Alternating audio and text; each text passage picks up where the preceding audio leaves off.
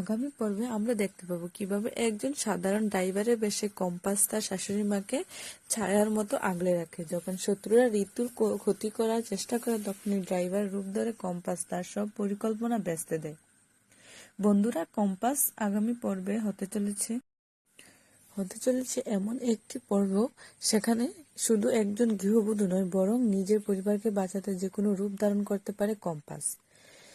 দাড়িগোঁফের আড়াল থাকা কম্পাস কি পারবে সঠিক সময়ে সিসিটিভি ফুটেজ জোগাড় করতে, মুক্তিমাসি আর মোনালিসার আসল রূপ সবার সামনে আনতে? বিহান কি এবং নতুন ড্রাইভারের চোখের দিকে তাকিয়ে চিনতে পারবে তার ভালোবাসাকে? আর মোনালিসা মুক্তির ভয়ঙ্কর চক্রান্ত থেকে কিভাবে নিজেকে পরিবার বাঁচাবে?